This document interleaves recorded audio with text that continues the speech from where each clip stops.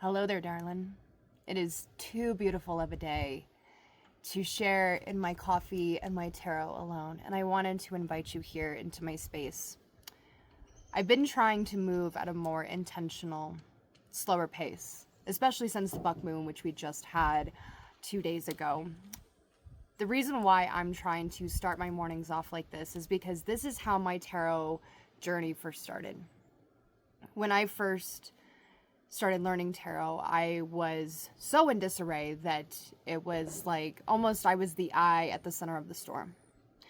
There was so much disarray, there was so much chaos, there was so much out of alignment with me that I finally found this place to stand still because I was almost numb. I was too overwhelmed.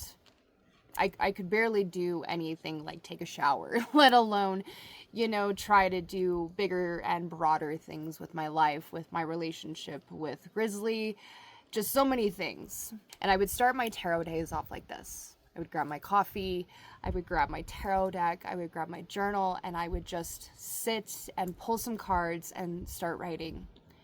And after I did my spell at the buck moon, I was like, I need to get back into this. I definitely know I have the tools now, but I've been recognizing that I've been out of alignment, kind of been in disarray. And because today is such a beautiful day here in Colorado, I was like, this is a perfect day to just sit, to anchor into an old space, a familiar space, a beautiful space, an intimate space, and go back to my roots. But now, because I have a platform, I want to share in this with you. So in today's video, I'm going to be doing a 3-card spread, and I'm just going to start talking about tarot, talking about what I know about these cards, how I work with them, what's going on in the world, just kind of having a chat, just having a conversation. Now I have my coffee. Grab your tea, your coffee, your water, your juice, your margarita, heyo, whatever you are drinking. Just come and sit and have a moment with me. When I do my Monday polls, like on social media, I don't have the time to go super in depth into the cards. I have to make it quick. I have to make it concise. And there's nothing wrong with that. But one of the things that I love about tarot is talking about tarot. I love seeing where tarot shows up in the real world.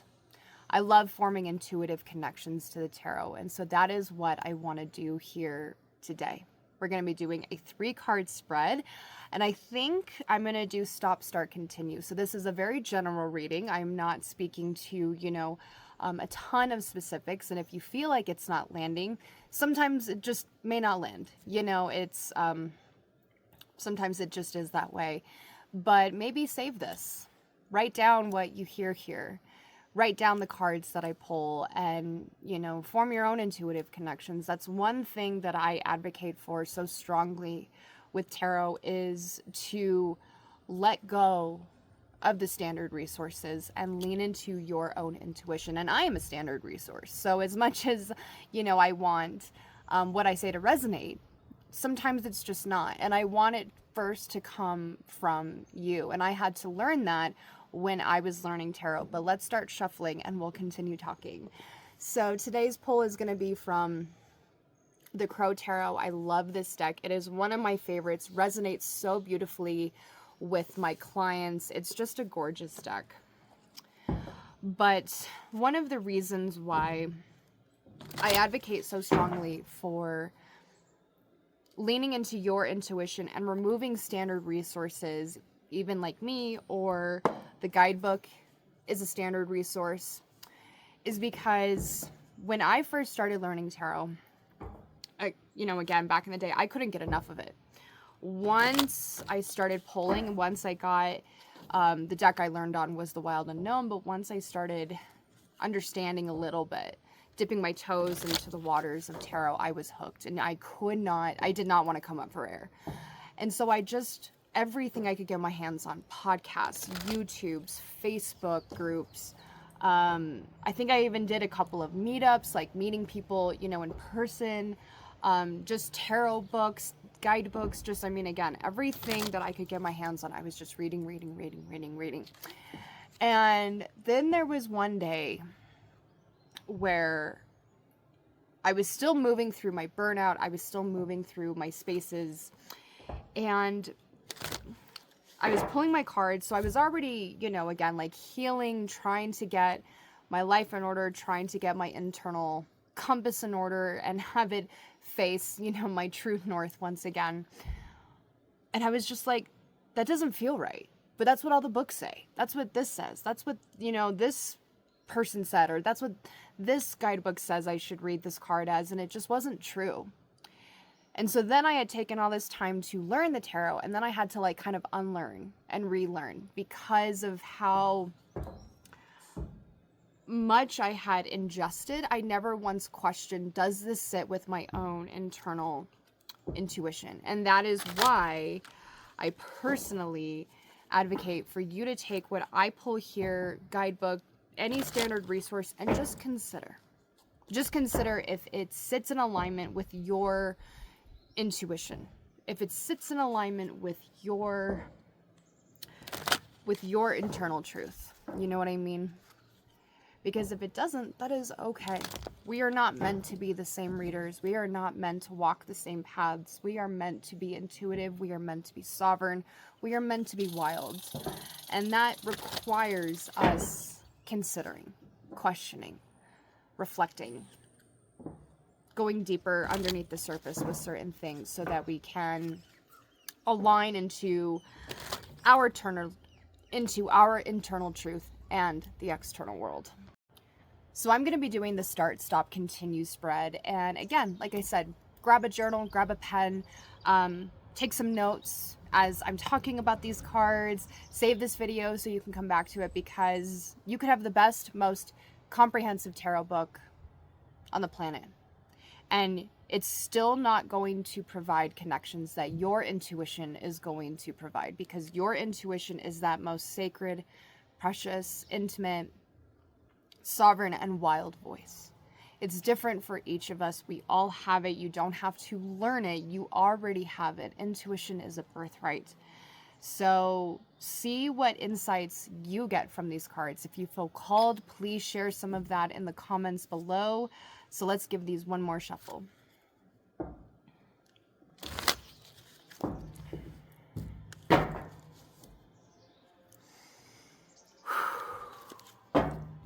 Take a sip of coffee. Let the moment linger. All right, start. The Four of Swords.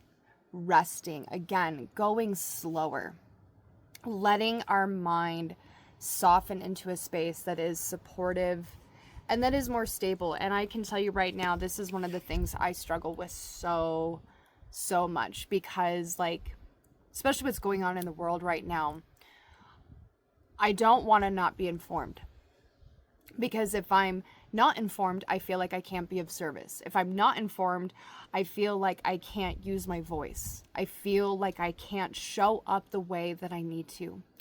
But the problem with that is, as much as that is a noble quest to be informed all the time, the problem with that is that it makes our brain never stop. In a space where, like with me personally, my brain never shuts up anyway. I have a brain that never shuts up, and wanting to be informed about the world, and then trying to square that circle with my business, trying to square that with things going on in the world, and then we have our own personal lives. That means that our brain is just going to be even more exhausted. And then we get up and do it all the next day, So this is a card that says start resting. Start connecting to our sacred why. And that's one of the most beautiful things about the Four of Swords, is that it's not just about rest. It's about realigning and recalibrating into, where does our why reside? And our whys are going to be different for each of us. For me, my why resides heavily, obviously, in nature, with the weirdos, the wild ones, those on the fringe. That's where my why resides. And the reason why, finding out where your why resides, is so important with the Four of Swords is because the Four of Swords is in the space of logic, of reason, of the mind, of our ego, our identity. But when we find that sense of reason connected to not just a rational, reasoned mind, but what are our deepest reasons for doing what we do, for acting the way we act, for better or worse, who are we? Who are we?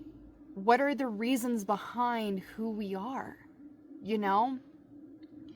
That takes it so much past logic and a rational mind. It takes it into our past, our present, and our future together. Because my why of speaking up for nature and for the weirdos, the wild ones, those on the fringe, for animals, is because when I was growing up, I did not have a ton of friends. I was really unpopular. I was made fun of all the time. I was bullied a shit ton. And that made me learn how to navigate this world without, like, when I say support, I don't mean I did have support. Like, I, did have my family, although I was definitely the black sheep of my family. So when I say support, I mean, I didn't have this huge social network. I had my Beanie Babies and I had my books. That is who I was as a child. I had a few friends. I definitely had some friends, and I was engaged in, sports and extracurricular activities, but my why today goes back to my inner child. Because who I was as a child, I still carry that with me in my body, in my being today. And I honor her when I show up and speak for nature, when I speak for animals, when I speak for those who have also been othered in some way, who feel like they're an outcast, who are on the fringe. Because that is why I do what I do. That is why that I show up the way that I show up. That is why I speak so hard for nature and for all of these things. That is my why. And that is what this card asks us to consider. What is our why? Not what is our why for who we are, what we do, how we go forward, especially in a world where the chaos, the cruelty, the heartbreak just seems to never stop. And that's one of the reasons why going back to trying to be informed can be so hard, because we're trying to be informed, but it goes against our values. Like when I see all the stuff that this awful administration in my country is doing with nature, that is the absolute antithesis of what I believe in and what I value. So I want to stay informed, but I know that the information is just going to keep breaking my heart. It's going to keep weighing on me where I get to the 9 of Swords and the 10 of Swords, And so as much as we need to be informed, we need to let our why lead us. And it's very easy to get out of alignment with that. I'm not saying that that is an easy balance to hold. It's not. Because there is so much more that can tip us to one side or the other. There is so much more that can push us off the proverbial cliff and into, again, heartbreak, into overwhelm, into anxiety, into grief, you name it, it's there. So we need to start recalibrating and reconnecting to our why, because the why is going to help us move. The why is not only going to help us move, it's going to allow us to recognize that sometimes we need to take that rest. We need to step into a space that is quiet, that is safe, that is comfortable. And that is not the same as disconnecting. That's not the same as disassociating, because we recognize we're doing it so we can show up and be of service. We're recognizing that we're showing up sometimes depleted And if we really want to connect to our why, we have to show up strong. We have to show up with a clear mind, with oxygen in our lungs, with a strong voice. We have to show up in these ways, and we can't do that all the time. So we need to start resting, recalibrating, and connecting to our why.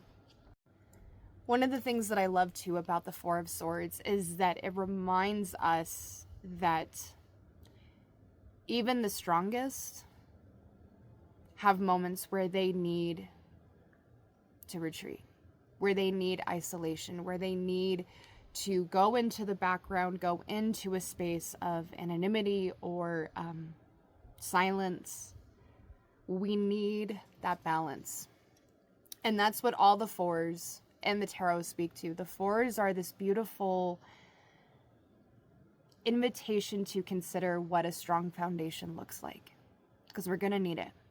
We've gone past that first little mini cycle with the Ace 2-3, which was, it's very much about self and expansion and growing.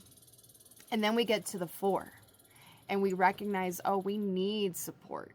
We need a strong foundation. We need to have this be part of the formula, part of the equation, part of the way that we engage with the external world. Because as we step into the external world, especially as we get to like the 5s, the 8s, we're going to be pushed into discomfort. We're going to be pushed into the unknown. That's part of evolving. That's part of leading a life of service, of wild reclamation, of sovereignty. But we need that foundation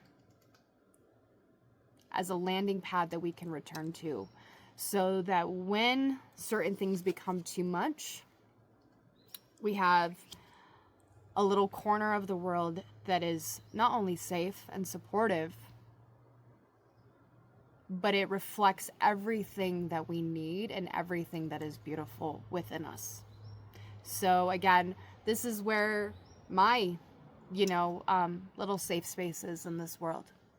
My little corner of this world, and this is mine. And it's very nature-based. My house is very nature-based. It's very witchy, but it's also very nerdy, because I'm such a nerd. I love Magic the Gathering, and Dungeons and Dragons and Lord of the Rings. So there's like dragons and unicorns everywhere.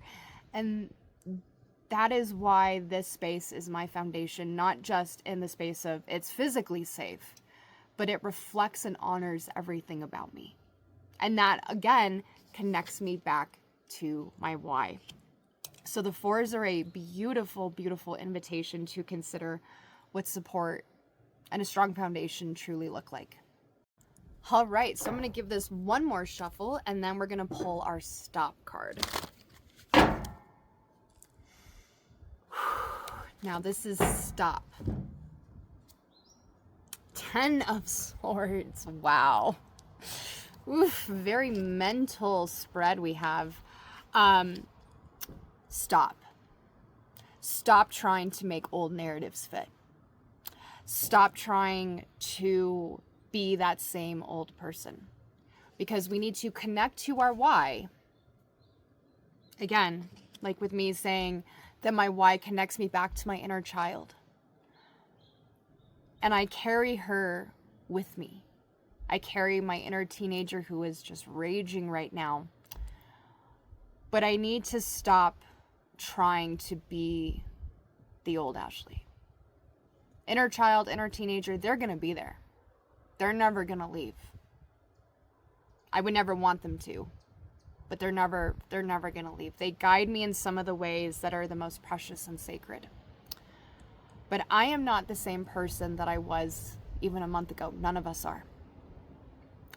And when we try to hold on to old narratives, when we try to just keep engaging with ourselves, with our mind, the same way, we're not allowing new ideas to take root. And this kind of leads us back to this card. Both of these have a very, I don't a little bit of a similar energy, and that there's this retreat, there's this stop naturally with both of these cards. Here, the stop is more sacred. It's more in a place of rest. It's more in a place of honor. It's more in a place of reflection. And this is more in a place of force.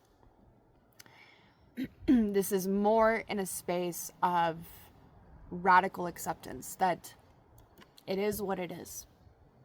So if it is what it is, whatever it is, again, this could be the administration that we're under. If you are in the US like me, this could be something personal, which there is always personal stuff.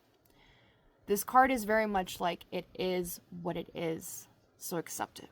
And our brain is like, no, I can't accept it. And it's like, well, it is what it is. Doesn't change. Does not change. So what are we going to do about it?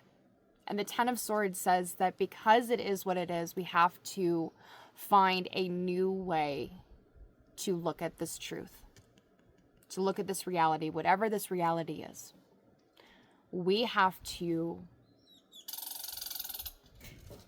create, the squirrels are contributing, we have to find a new way of approaching this narrative, because the way that we're doing it, it's done.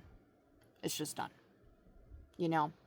And this may be part of our perspective shift, certainly. This may be, do we dare to actually plant some seeds of positivity, of gratitude, of hope, of love, of happiness? And sometimes that can feel weird, again, in times like this, but I think that this is how we also connect back to our why. Because if we just keep with this old narrative, we don't allow for new ideas to take us where we want to go, to give us the momentum to rise from here and push forward in a way that serves our why. And that's why, like, trying to be informed, trying to show up in this world, it'll chew you up. It'll chew you up and it will spit you out. It's a harsh world. It's a cruel world.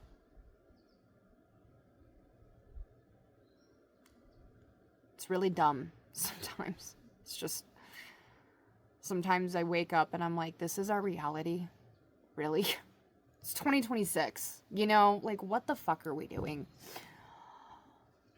But one of the harsh lessons is that, you know, we want to be here in a space of reflection so we can rise, but we ended up here. So we have to find a new narrative. We have to find a new way of doing things. But one of the things that I find kind of, maybe comforting is not the word, but maybe one of the things that I find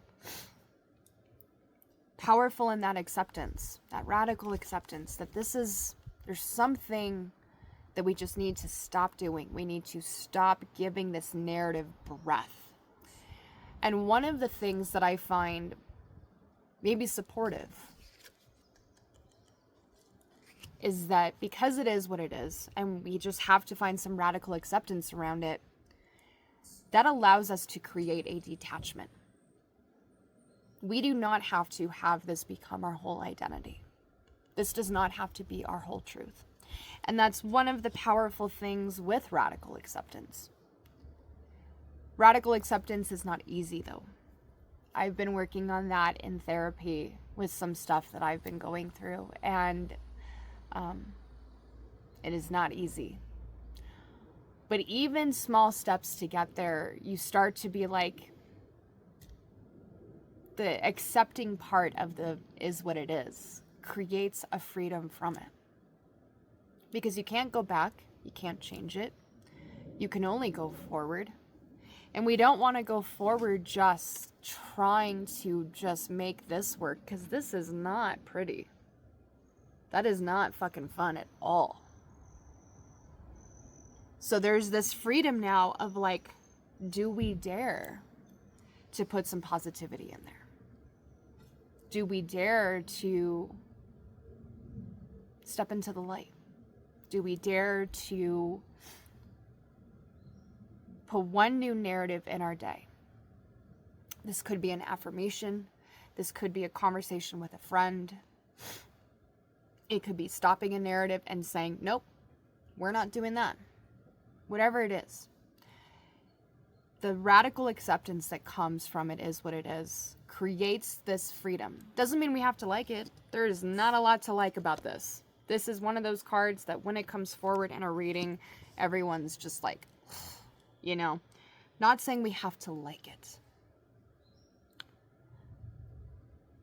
But how can we go forward and not be so tethered to this that this becomes the end-all, be-all of everything? Because again, that is not fun. Where can we start to place and give breath to some new narratives that allow our brain to soften? Because again, we are still all in the mental space with it being swords.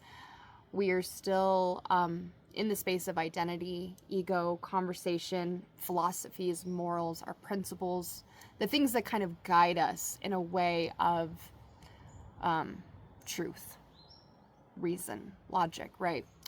But again, that means approaching this reality in the sense of can't lie about it, can't deny it.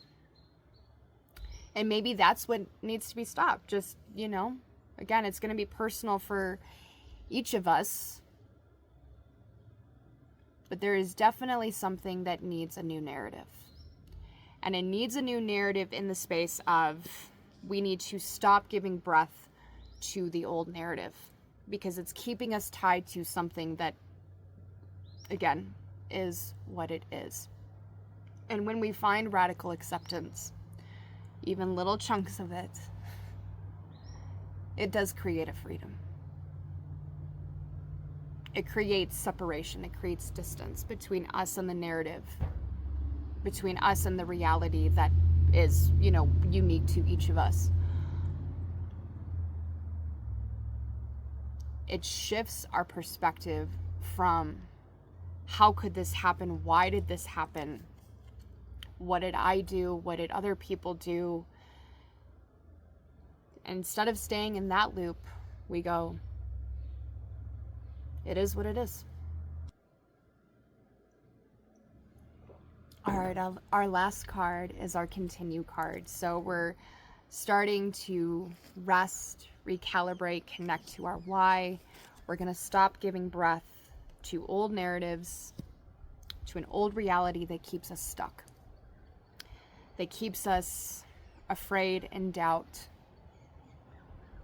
connected to a negative feedback loop, whatever it is for you. This is what we're going to continue.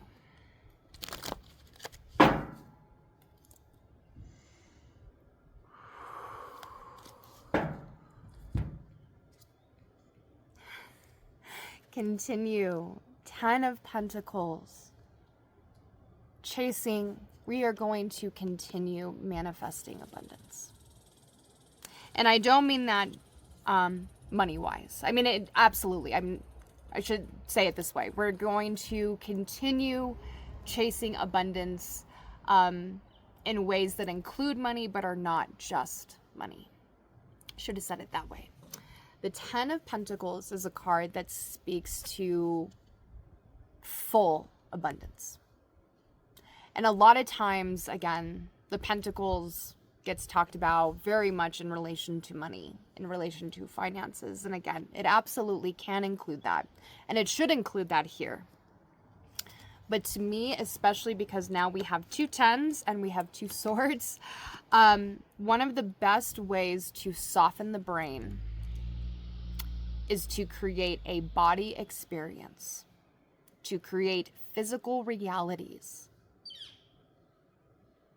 And especially here, I mean, just look at how full, how blooming. There's the lotuses, there's the rocks that are, you know, stacked, there's the flowers.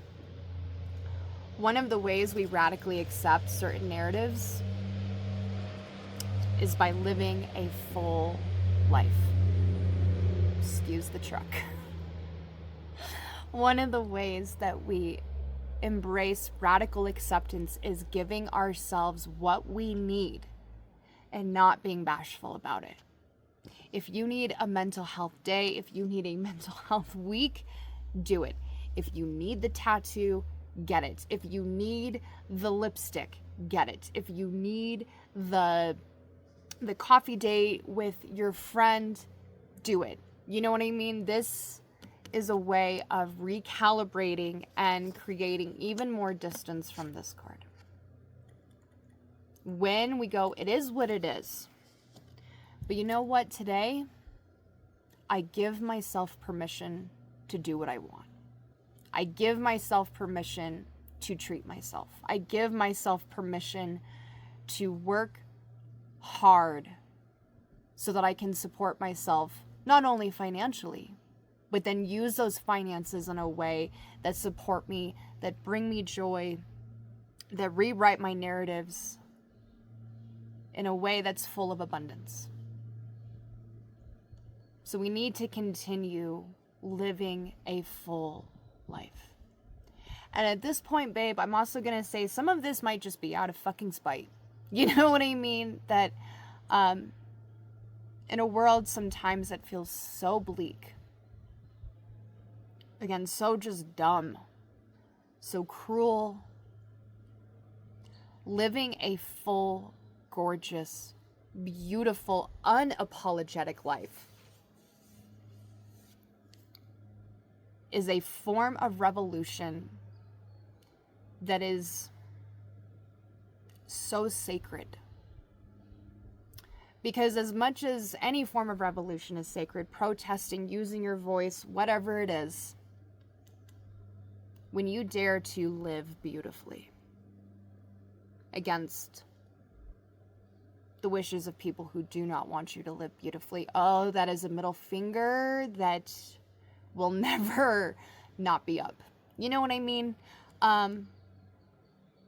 True abundance, a connection to abundance that includes finances, that includes a support network, that includes a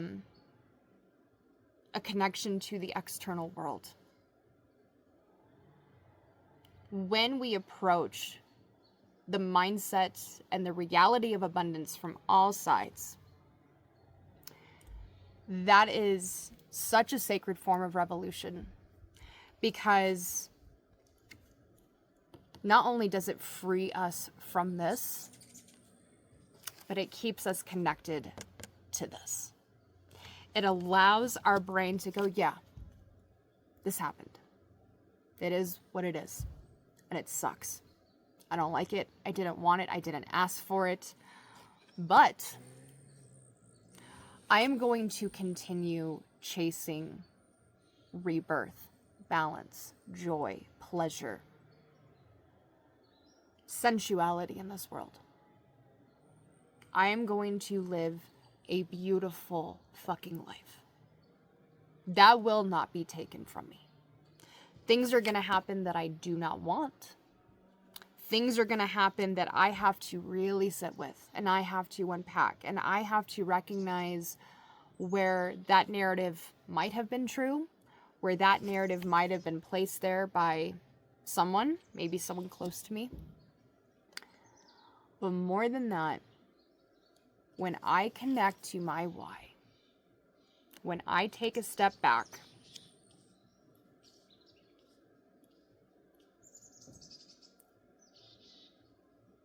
I realize that maybe part of my why is to live one of the most beautiful lives that I can. Maybe my why is not only to bring beauty and abundance in for myself, but to share that so that other people are encouraged to live beautiful, abundant lives. I will share it with the world. I will share it with the places that move me. I will continue bringing this kind of energy to these kind of situations. Not because they cancel each other out, they don't.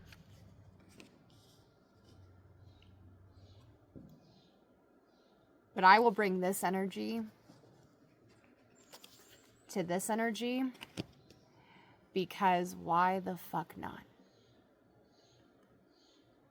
When I'm having a hard day, a hard mental day, I'm going to bring all the beauty in, all the abundance. I'm going to treat myself like royalty. On good days, I'm going to share this abundance. I'm going to continuously have a sense of rebirth, of balance, and a connective thread between me and the external world, which creates a positive feedback loop instead of a negative one. And then at the end of the day, I'm going to start bringing this energy in so that I can rest, so that I can recalibrate, so that I can connect to my why, because I'm accepting, but I'm also full of abundance. And that allows me that supportive foundation to sit in the space that I need to go even further and to write new narratives. So that was our spread. Pretty beautiful, pretty powerful. I love this shit so much. I love it. It's always just such a powerful place when you can connect to your inner voice. Sit in that sacred space of reflection and just allow. I love it. Thank you for being here with me. If you liked this at all, please consider following or commenting your thoughts on any of the cards, sharing this in any way, and just becoming part of my YouTube Wolf Pack. Thank you so much.